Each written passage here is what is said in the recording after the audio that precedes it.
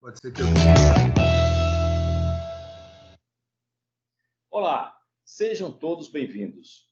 No nosso último vídeo, nós fizemos a montagem de um pequeno quadro de distribuição para 127 volts. E cada componente que nós instalamos naquela ocasião vai ser apresentado individualmente, com maiores detalhes, nos nossos próximos vídeos. E nós vamos iniciar hoje com os dispositivos que apresentam a característica diferencial residual.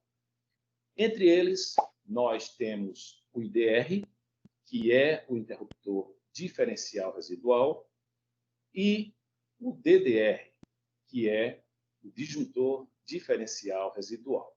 Então, o IDR é o nosso tema de hoje. Quem trabalha com projetos sabe que esse componente ele já é obrigatório nos quadros de distribuição desde o ano de 1997, que foi quando a NBR 5410 incluiu lá no seu item de generalidades, mais precisamente no item 5.1.3.2.1.1, a obrigatoriedade do uso desse componente de proteção. E o interessante é que, mesmo após mais de 20 anos, ainda há pessoas da própria área de elétrica que dizem que o IDR não funciona, que só traz problema, que desliga os circuitos a todo momento, que traz problemas na manutenção. E nós observamos que algumas dessas pessoas, elas normalmente são eletricistas, aqueles eletricistas mais antigos, que chegam a recomendar que não seja usado o IDR para evitar problemas. E isso é um erro grosseiro. Na verdade, o IDR estará cumprindo apenas a sua função básica, que é detectar as fugas de corrente e desligar o circuito quando essa fuga de corrente atingir um patamar que seja considerado de risco. E esse patamar hoje está limitado a 0,03 amperes. Em uma instalação nova, as fugas de corrente podem acontecer, mas, obviamente, elas são menos frequentes do que em instalações antigas, que podem ter desgaste na isolação dos condutores, podem ter falha na isolação das emendas, apresentam aquelas caixinhas de passagem metálicas que elas existem ainda até hoje em instalações mais antigas. E essas caixinhas metálicas, elas facilitam a ocorrência dessas fugas de corrente nessas instalações. Então, se você for observar direitinho, muitos acidentes que ocorreram com crianças que colocaram os dedinhos nas tomadas, esses acidentes poderiam ter sido evitados se houvesse um IDR presente naquele circuito. Porque o IDR ele usa dois fatores que são determinantes no que diz respeito aos danos que um choque elétrico pode causar ao corpo humano. Um é a intensidade da corrente. Essa intensidade, que você já sabe, vai ser limitada a 0,03 amperes. E, teoricamente, não irá representar nenhum risco de morte para o ser humano. E o outro é o tempo que essa corrente vai permanecer no corpo da vítima. Quando ocorre o contato de uma pessoa com a superfície energizada, a tendência é que essa corrente venha a escoar para a Terra. E essa diferença de corrente, que não vai retornar lá para o IDR, ela vai ser sentida por ele. E se essa corrente atingir a corrente residual de disparo, ele vai ser acionado automaticamente em um tempo muito curto, coisa de centésimos de segundo. E aí ele cumpre duas funções. Primeiro, percebe a diferença de corrente e desliga imediatamente. E segundo, ao desligar, o IDR protege aquela pessoa que acidentalmente teve contato com aquela superfície energizada. Vale lembrar que o IDR não protege contra o choque elétrico. Ele vai impedir que esse choque fique em contato por um tempo mais elevado com o corpo da vítima, e aí ele vai diminuir radicalmente a periculosidade desse choque elétrico. Na maioria das vezes, ele é tão rápido que o choque nem chega a ser sentido. Muito bem. Fisicamente, os IDRs têm essa aparência que você está vendo aí. E essa aparência, ela pode mudar de acordo com o fabricante. Aí você vê que nós temos um IDR bipolar, o tripolar e o tetrapolar. Também é muito importante que, pelo menos uma vez por mês, seja feito o teste que comprova que o IDR está funcionando normalmente. E ele é feito usando esse botão de teste que está disponível nesses equipamentos. Independente de qual seja a classe de utilização, você vai fazer esse teste. Os fabricantes, eles seguem alguns critérios normativos para fabricar IDRs específicos para corrente alternada e corrente contínua. E aí foram criadas algumas classes que estão distribuídas dessa forma que está sendo mostrada aí.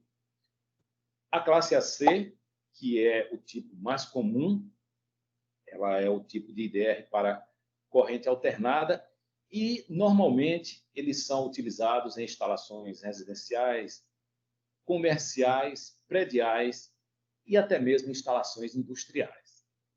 A classe A, esse IDR atende à corrente alternada e à corrente contínua pulsante. É muito usado em circuitos que contêm dispositivos eletrônicos que alteram a forma de onda da frequência. A classe B é o tipo mais completo. Ele abrange a corrente alternada e a corrente contínua pura e corrente contínua pulsante. Normalmente, esse IDR é usado em circuitos trifásicos que possuam alterações nas ondas senoidais que são geradas por cargas, como os equipamentos eletromédicos, que normalmente têm essa característica. Veja agora alguns questionamentos muito comuns a respeito da forma de utilização do IDR. 1. Posso usar apenas um IDR no meu quadro? Foi exatamente o que nós fizemos naquele quadro que nós montamos no último vídeo. Nós podemos usar apenas um IDR, mas tem um inconveniente. Se a sua instalação não estiver funcionando adequadamente, sem nenhum ponto de fuga de corrente, o IDR vai atuar com mais frequência e, se ele for usado como geral, ele vai desligar várias vezes todos os seus circuitos. É aquela história. Pode, mas não deve. Segundo, posso usar um IDR por circuito? Pode. A própria norma sugere alguns circuitos que devem obrigatoriamente ter esse tipo de proteção. Isso você pode ver aí. Terceiro, posso usar um IDR para um conjunto de circuitos? Também pode, desde que você atenda àqueles pontos que a norma traz como pontos obrigatórios de instalação de IDR. Quarto, posso instalar o IDR como proteção geral? Não. O uso do IDR não dispensa as outras proteções. Você não pode usar o IDR como proteção geral, diferente do DDR, que é um disjuntor diferencial residual. Esse sim pode ser usado como disjuntor geral e ele já traz no seu interior a proteção diferencial residual como uma das suas características. Você gostaria de acrescentar algo mais a essa apresentação?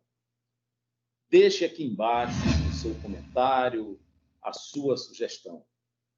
No nosso próximo vídeo, nós iremos destacar o dispositivo de proteção contra surtos, popularmente conhecido como DPS. Forte abraço a todos e até a nossa próxima dica. Olá, sejam todos bem-vindos. Hoje nós vamos dar continuidade à apresentação dos componentes daquele quadro de distribuição que nós montamos aqui no canal. No vídeo anterior, nós apresentamos o IDR, que é o interruptor diferencial residual. E hoje nós vamos conhecer o dispositivo de proteção contra surtos. Nós recorremos à norma NBR 5410 para justificar a obrigatoriedade de um componente nos quadros de distribuição. Aí você está vendo o item da norma que regulamenta o uso desse dispositivo, que tem como objetivo principal conter aqueles aumentos súbitos temporários de tensão e de corrente que, na grande maioria das vezes, duram milionésimos de segundo, mas que podem causar um estrago imenso se não forem contidos adequadamente. Esses surtos, eles podem ser causados por relâmpagos, por acidentes nas linhas de transmissão, por máquinas que ligam e desligam frequentemente, como é o caso dos elevadores e dos aparelhos de ar-condicionado. É óbvio que outros transientes que ocorrem nas instalações elétricas, eles também podem, sim, contribuir para a ocorrência desses surtos. E o DPS é exatamente o equipamento que vai proteger a sua instalação elétrica dos danos que podem ser causados se esse surto entrar sem nenhum controle, sem nenhum bloqueio. Então, basicamente, a operação do DPS se dá dessa forma que você está vendo aí. Uma descarga direta na rede chega ao quadro de baixa tensão e daí ela é direcionada para o aterramento pelo DPS. Esse surto, ele também pode se dar de forma indireta por manobras, acionamentos, partidas e paradas de máquinas ou por outras causas. E nesses casos, o DPS que vai estar instalado no quadro de distribuição não deixa esse surto danificar a sua instalação e vai agir da mesma forma que o DPS que nós acabamos de ver, enviando esse surto para o aterramento. Perceba que quadro de baixa tensão não é a mesma coisa que quadro de distribuição. O quadro de baixa tensão, ele vai alimentar todos os quadros de distribuição existentes na edificação. E nós ainda temos um terceiro tipo de DPS. É um DPS de menor capacidade e que é usado em conjunto com os outros tipos que nós acabamos de ver e atua como uma proteção fina dos surtos. Esse DPS ele é instalado diretamente nas entradas dos equipamentos e vai atuar exatamente nesse ponto. Então, até aqui você viu que nós temos 3 tipos de DPS. O DPS tipo 1, que é aquele que protege contra as descargas atmosféricas diretas e está instalado lá no quadro de baixa tensão. O DPS tipo 2, que protege contra descargas indiretas e são instalados nos quadros de distribuição. E o DPS tipo 3, que é quem dá a proteção a um aparelho específico. Fica claro também que os DPS eles dependem de um bom aterramento para funcionar satisfatoriamente. Se você tem um DPS de um tipo ou de vários tipos na sua instalação elétrica e não tem um aterramento adequado, a sua proteção contra surtos está comprometida e não vai funcionar conforme o esperado. Então, antes de pensar em comprar um DPS, invista primeiro em um aterramento de qualidade, porque isso é que vai garantir o funcionamento perfeito dos componentes que dependem dele. E agora nós vamos analisar e entender cada item especificado no corpo do DPS, porque isso vai ser muito importante na hora de você escolher o equipamento ideal para a sua instalação. Mas antes disso, nós vamos responder a um questionamento sobre a bitola dos fios que vão ligar os DPS. A NBR 5410, ela especifica a bitola dos condutores do DPS nesse item que você vê aí sendo indicado. E a partir daí, nós podemos concluir que os DPS tipo 1, que são instalados nas entradas de baixa tensão, eles deverão ser alimentados com cabo 16 milímetros quadrados. E os DPS tipo 2 deverão ser alimentados por cabos 4 milímetros quadrados. Isso tanto na entrada como na saída. E nesse mesmo item da norma, ela chama a atenção com relação à distância máxima que esses cabos devem ter partindo do ponto de alimentação do DPS até a barra de aterramento no interior do quadro. Essa distância ela não deve ultrapassar os 50 centímetros. Obviamente, foram observados critérios técnicos para que se chegasse a essa conclusão, mas esse não é o nosso foco no momento. Agora, nós vamos ver, então, aquelas características técnicas do DPS que são apresentadas pelos fabricantes. Aí você vê os dados que são apresentados no corpo do DPS e que servirão como referência na hora da aquisição desse produto. Aí nós temos a indicação da corrente máxima de descarga. No nosso mercado nacional, existe uma variação muito grande que pode ir de 13 kA até 200 kA.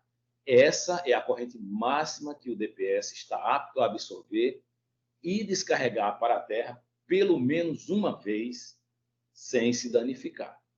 Então, quanto maior for a corrente máxima de descarga, maior será a sua proteção. E aí vem um questionamento. Então, eu posso instalar um DPS de 45 kA no lugar de um de 30 kA? Sim, pode. Isso quer dizer que você aumentou o seu nível de proteção em mais 15 kA.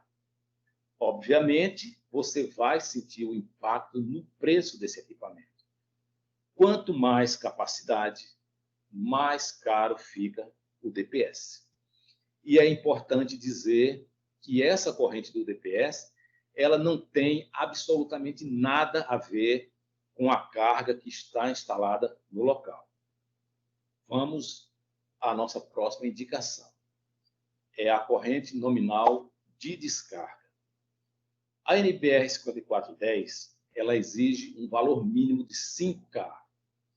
Esse valor, que vai ser determinado pelo fabricante em um gerador de forma de onda de 8 a 20 microsegundos, ele pode ser maior que 5 kA e vai determinar a corrente média que o DPS pode suportar sem se danificar. Por exemplo, se um DPS tiver uma corrente nominal de 20 kA, ele poderá suportar correntes de descarga maiores ou menores que esta por uma quantidade de vezes que é determinada pelo fabricante e que geralmente varia entre 10 e 15 vezes, a depender do nível da descarga. Tensão residual. Existe um valor máximo de tensão que ainda vai permanecer nos terminais do DPS durante a sua operação. Mas o tempo que essa tensão permanece aí nos terminais do DPS, ele é excessivamente curto. Ele é limitado a pouco mais de 23 nanosegundos. É curtíssimo esse tempo. Por exemplo, se um DPS apresenta uma tensão residual de 1,2 kV, isso quer dizer que ele limitará a tensão do surto até um valor máximo de 1.200 volts. E quanto mais baixa for a tensão residual, melhor será a qualidade do seu DPS. Máxima tensão de operação. A máxima tensão de operação do DPS, ela está diretamente relacionada com a tensão de alimentação entre fase e neutro da sua rede. Aí, nessa plaquinha, nós temos os valores mais comuns, os valores mais usuais de tensões de operação. Então, se na sua rede a tensão entre fase e neutro é 127 volts, você irá usar o DPS para 175 volts. É uma tensão um pouco maior por conta das variações que ocorrem a todo momento nas redes elétricas. Se a sua tensão for 220 volts, você vai usar o DPS para 275 volts. E esse critério vai se repetir para todas as outras tensões. Essa é a tensão máxima que o DPS pode ficar submetido continuamente. E, por fim, nós temos o indicador de vida útil do DPS. Essa indicação, ela varia de acordo com o fabricante. Ela pode ser uma indicação com as cores verde e vermelho, pode ser uma indicação por LEDs, também coloridos, ou pode ser uma indicação em um display com as inscrições pronto e defeito. O fato é que você vai ser informado quando esse equipamento não estiver mais funcional e que chegou a hora de substituí-lo. E, basicamente, essas são as informações que você deve conhecer no momento de especificar o seu DPS. Mas, se você quer se aprofundar mais no assunto, é muito fácil você encontrar na internet grandes especialistas no assunto e que estão lá dando informações muito úteis e que vão agregar muito mais conhecimento a respeito desse componente tão importante nas instalações elétricas. No nosso próximo vídeo, nós iremos destacar os barramentos de aterramento e de neutro. Um forte abraço a todos e até a nossa próxima dica. Olá, sejam todos bem-vindos. Nesse vídeo, nós vamos apresentar o terceiro componente do quadro de distribuição 127 volts que nós montamos aqui no nosso canal. Nós já falamos a respeito do IDR, que é o interruptor diferencial residual, e do DPS, o dispositivo de proteção contra surtos. E hoje nós vamos destacar os barramentos de cobre. Aqueles barramentos que são instalados no interior dos painéis e dos quadros de distribuição. Os outros vídeos anteriores, eles vão estar aqui embaixo, na descrição desse nosso vídeo de hoje. E a nossa intenção é levar essas informações ao máximo de pessoas pelo Brasil afora. E hoje o nosso vídeo vai ser bem rápido. Temos aí os barramentos de neutro e de aterramento. Esses barramentos, eles são peças fundamentais nos quadros de distribuição de qualquer sistema elétrico. Esses barramentos, eles são nada mais, nada menos que barras maciças de cobre que vão ser utilizadas para fazer as conexões do cabo de aterramento e do cabo neutro. E você pode questionar por que o cobre, se existem outros bons condutores que poderiam ser utilizados para desempenhar essa função. Realmente existem, mas o cobre, além de difundir a eletricidade com a facilidade ideal que nós buscamos e também com bastante segurança, ele apresenta um custo de instalação bem mais reduzido e é usado no mundo inteiro. Isso porque o cobre ele resiste muito bem às altas temperaturas. E essa característica, em um momento de curto-circuito, ela tem grande relevância. Além disso tudo, o cobre tem alta condutividade e tem uma longa vida útil. E esses são motivos mais do que suficientes para que o cobre seja o material escolhido para esses dois tipos de barramentos que nós estamos vendo aí e vamos detalhá-los a partir de agora. O barramento de aterramento, que vai levar todas aquelas possíveis fugas de corrente para a malha de terra, e o barramento do neutro, que é quem vai fazer a ligação do ponto que é considerado de menor potencial em relação às fases de cada circuito da sua distribuição. Esses barramentos, obviamente, eles têm funções absolutamente distintas. Segundo a NBR 5410, aterramento elétrico significa colocar toda a sua instalação e todos os seus equipamentos no mesmo potencial, de modo que a diferença de potencial entre a terra e o equipamento seja a menor possível, de preferência que seja zero. Então, com essa função garantida, o aterramento vai diminuir a variação de tensão em qualquer rede elétrica. E, além disso, ele ainda vai eliminar as fugas de corrente e, de quebra, vai proteger os usuários de um possível choque elétrico. O barramento de aterramento que está no interior do painel, ele vai permitir que a distribuição dos condutores terra ela seja feita de forma muito mais segura e muito mais organizada. Você pode identificar o barramento de aterramento dentro do painel facilmente observando a cor verde nos suportes de fixação ou então vendo a indicação do símbolo de aterramento no corpo da barra ou no painel.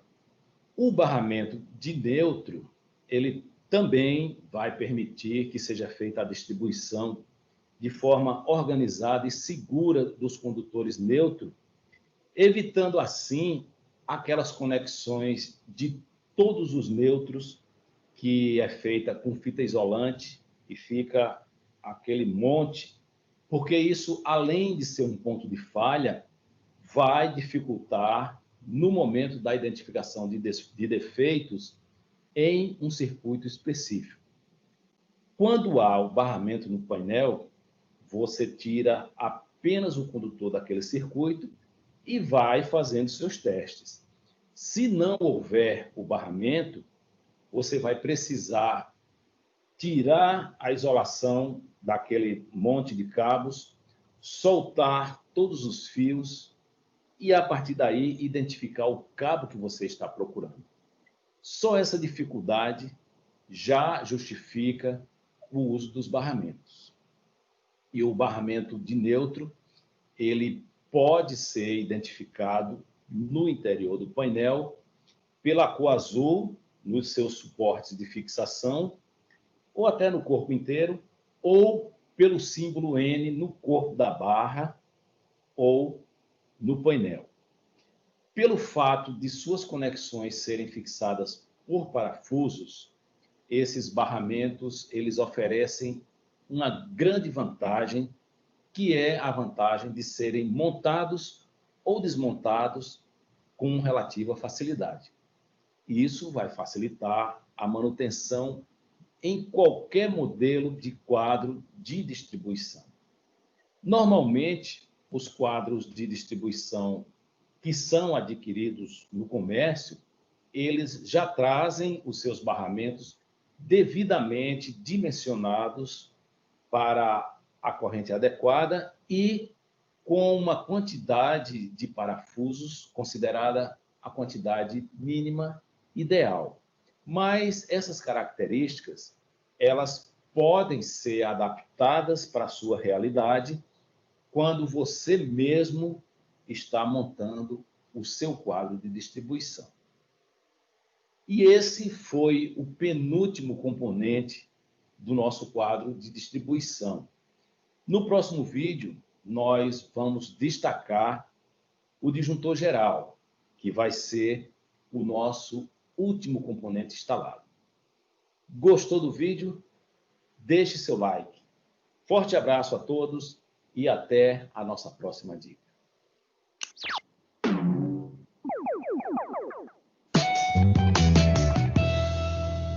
Olá, sejam todos bem-vindos.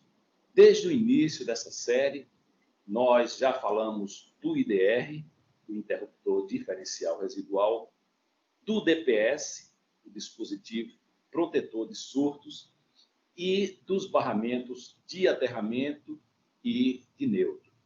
E hoje nós vamos destacar o disjuntor, que é o nosso último. E agora vamos ao que interessa.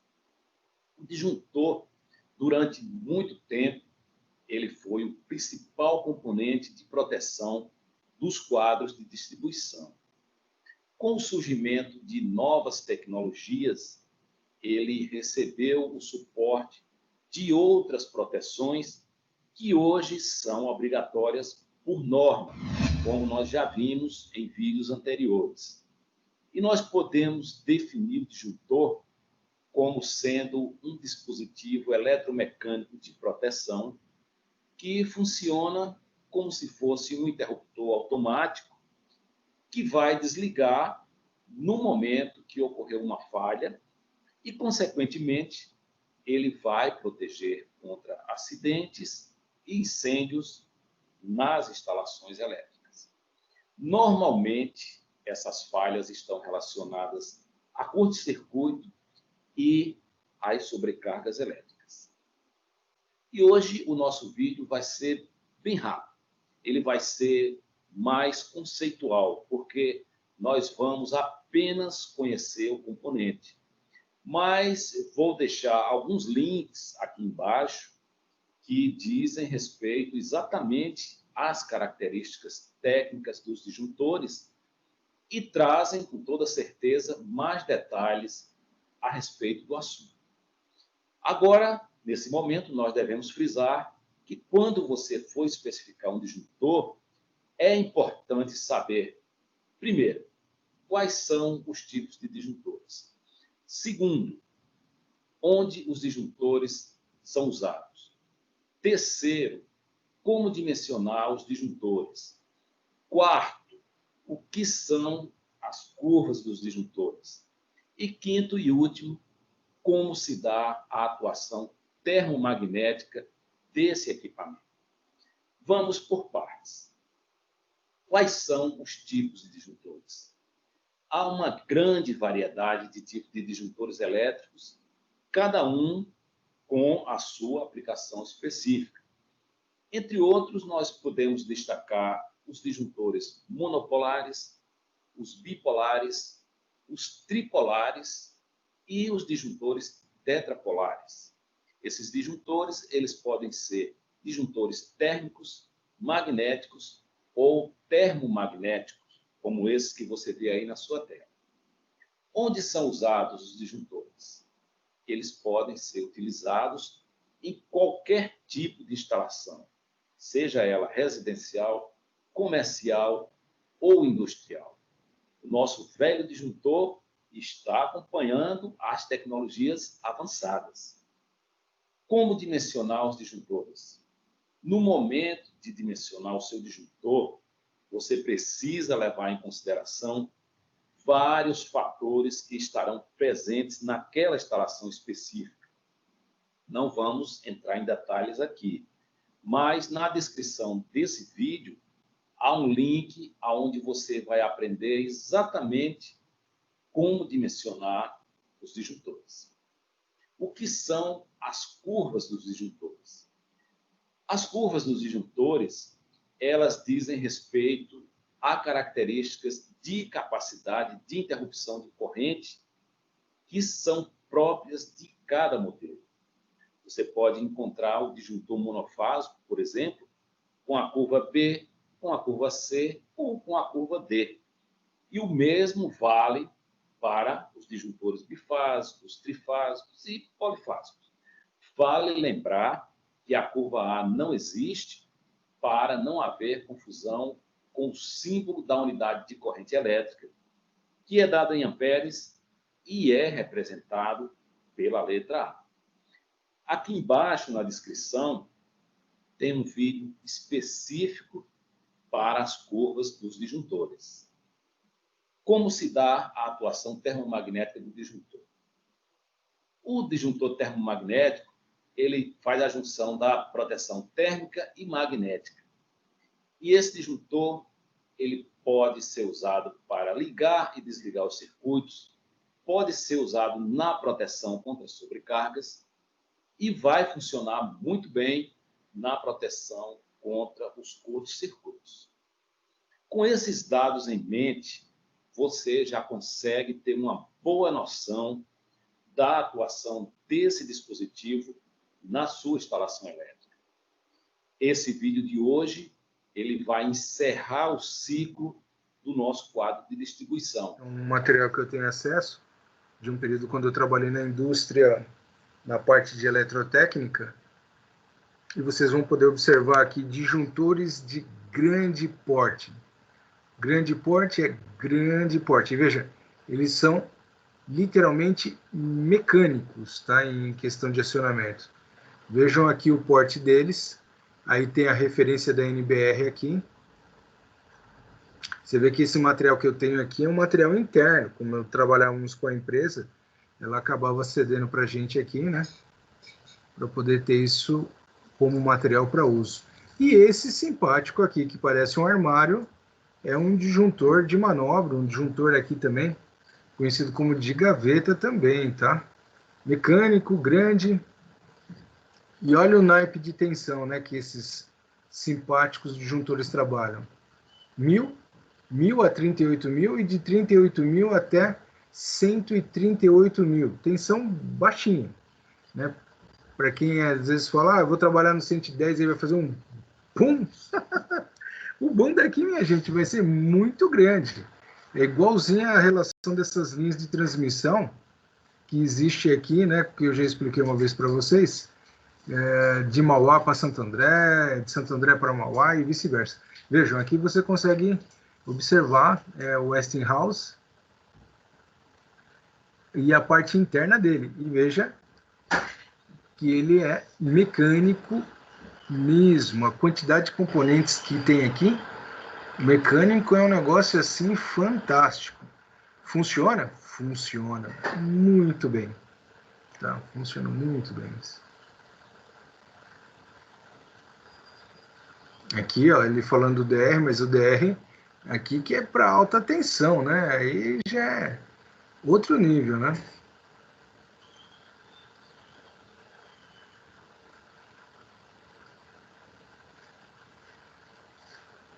Ó, uma fabricação Toshiba aqui.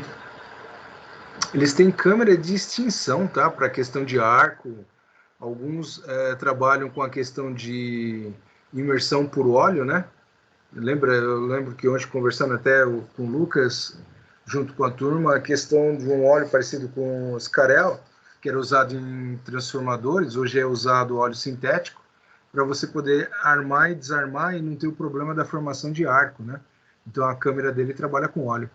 E aqui vocês podem observar aqui, né, os modelos e ver como eles são realmente parrudos, né? As câmeras, né, que tem aí são chamadas câmeras para extinção dele, né?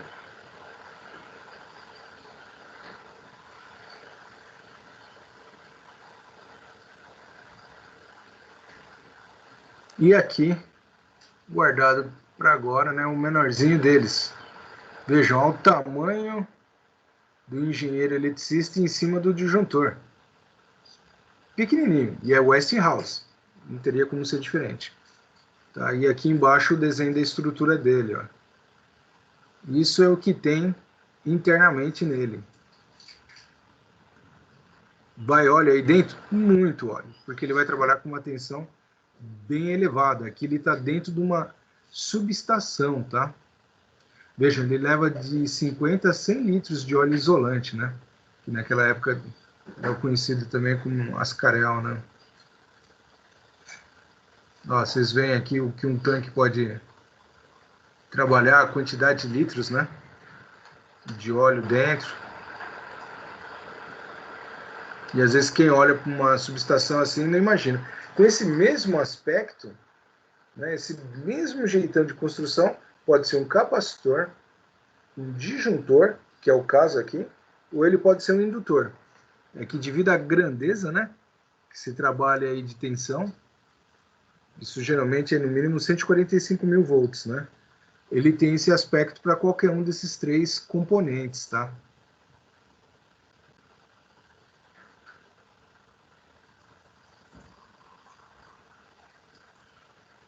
E veja que eles chamam, naquele caso do primeiro que eu mostrei, né, como de pequeno volume de óleo, né?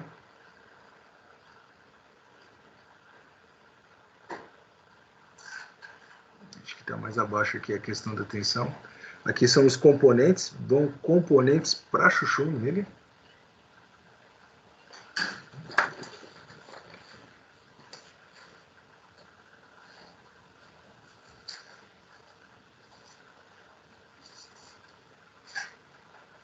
E tem um detalhe interessante, que no caso dos que são os disjuntores de gaveta usados no metrô, eu lembro que logo quando eu saí da engenharia, eu fui para esse estagiário, então eu estava como estagiário na Suzano Papel e meus amigos foram para o metrô. O interessante é o seguinte, quando o metrô, a referência é a estação da Sé, né? Então, o que acontece? Quando eles estão subindo, né, você tem esse disjuntor, por hipótese nenhuma ele pode ser aberto, porque ele tem consumo, né? Então todo conjugado então está exigindo o máximo dele ali. Se ele é de 400 kA, né, que é de 400 mil kA, então não hipótese nenhuma de abrir. Só que quando ele está descendo, ele passa uma condição regenerativa, né? Ao invés dele consumir, ele começa a devolver energia para a linha. Então, nesse caso, você pode abrir, né, num caso de emergência, um disjuntor desse de gaveta lá, né? E eu lembro que teve um rapaz que, por uma infelicidade, fez isso, mas fez quando ele estava subindo. Nossa!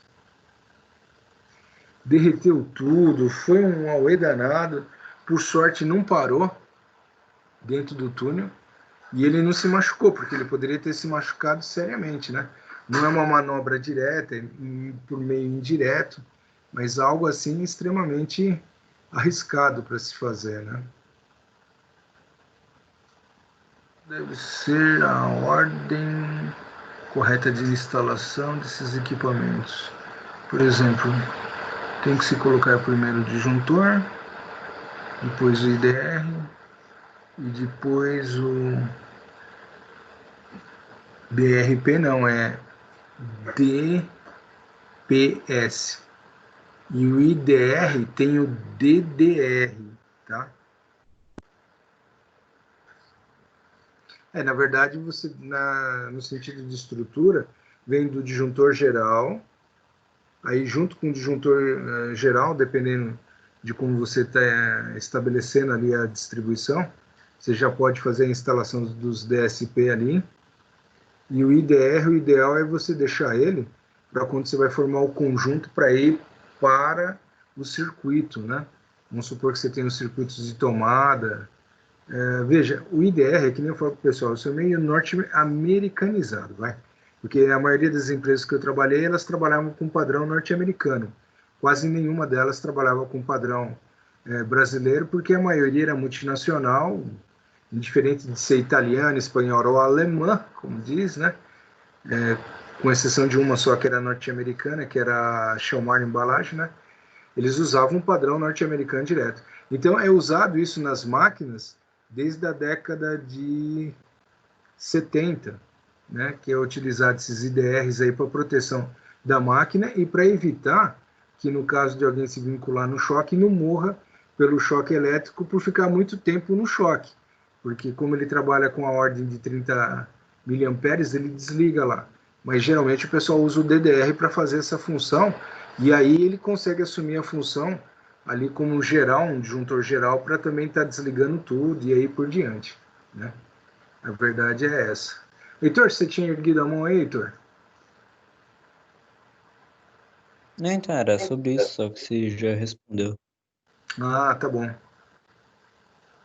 Então, realmente tem todos esses detalhes, né? Se a gente for observar aí, então ocorre tudo isso, né?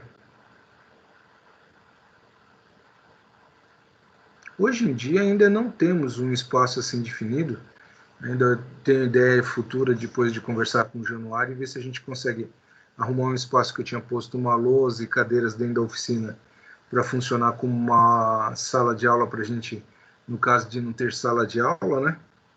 Para ver se a gente transforma ali numa parede equipada com algumas coisas para a gente trabalhar essa parte de eletrotécnica lá, né? Passar cabo, cortar cabo, ligar em alguns componentes, mas ainda está no nível, vamos dizer, de estudo, né? Eu preciso estudar isso com ele, ver material, ver se a gente tem material e outras coisas também, né?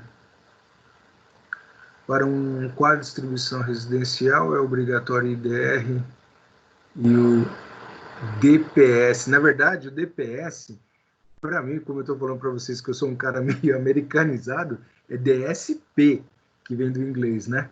O DSP.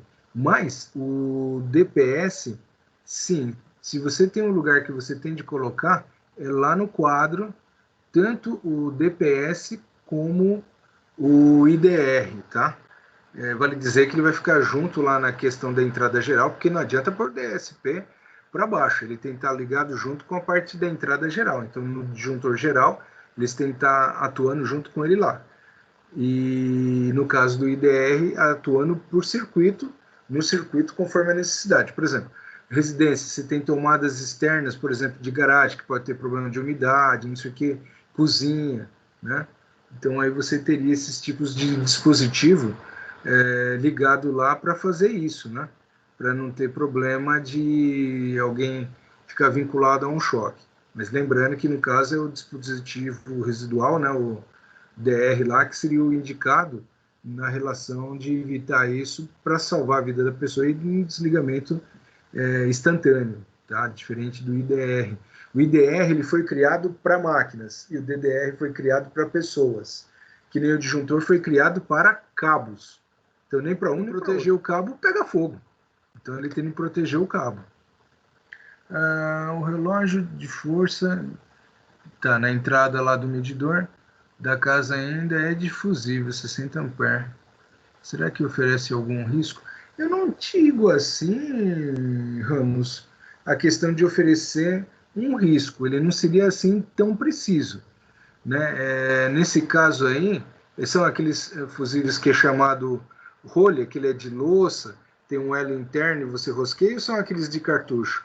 Porque, bom, também qualquer um dos dois aí, eles vão ter uma possibilidade maior de estourar e não são tão precisos.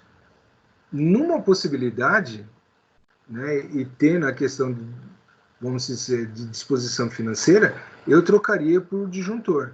Eu colocaria aí disjuntores, um disjuntor bifásico, né, para substituir.